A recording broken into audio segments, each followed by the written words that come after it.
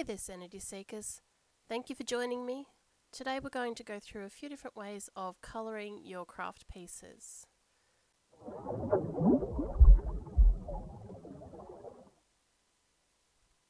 In a previous video I did how to make these cool little chairs. There's 5 different ways. If you're interested in that kind of thing, please go check it out. I'll put the link in the description box.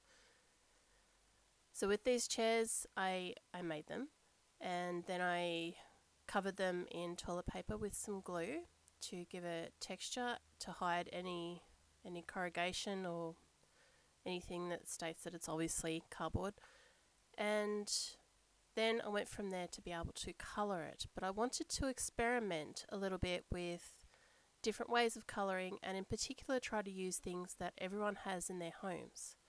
So I've taken a segment out of that video and created this video, and using that to give you ideas hopefully on different things you can use. Now first of all, we're going to use acrylic paint. It's fairly common, it's fairly easy to get, and it's pretty basic. You just get the paint and you paint it on and you let it dry, and it looks great. Then we've gone the old traditional route of using tea. Just like when we were kids and we used to stain the papers to make little pirate maps, I've used tea, nice strong cold tea, to colour the object, in which in this case it's a chair. And of course I've gone coffee as well. Coffee is a little bit warmer in colour and a bit darker in colour, and it has a really beautiful effect. And most people have coffee in their home. The trick I found with putting the coffee on these particular pieces was to make sure I dab it on, and the same with the tea, rather than brush it on. And it's a beautiful effect, I feel. So please don't forget tea and coffee in your colouring repertoire. And then I've gone to makeup.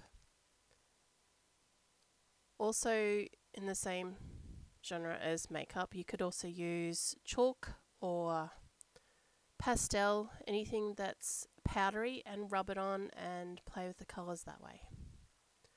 You can make it more solid by putting more on, and you can make it lighter and use it to bring out the textures by putting it on lightly.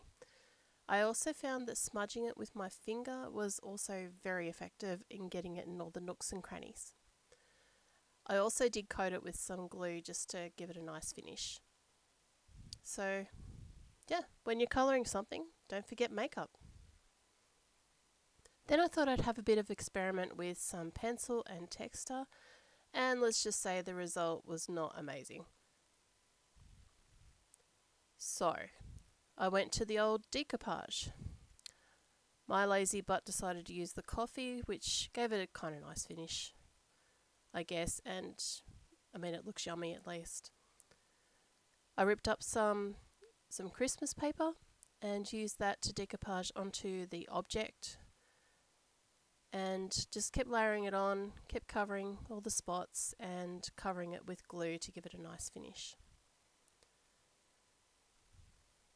You could use most kinds of paper, but I didn't want to decoupage all of it because this chair was particularly intricate, so I painted it because, again, you know, a little bit lazy sometimes.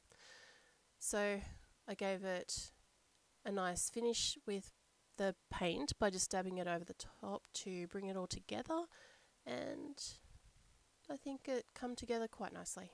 So again, in the repertoire, don't forget decoupage.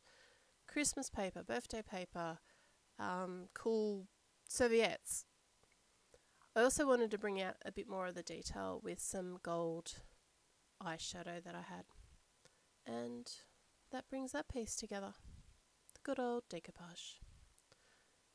So thank you for staying with me. I just wanted to make a quick, easy video for a few ideas that you might like to use in your arts and crafts.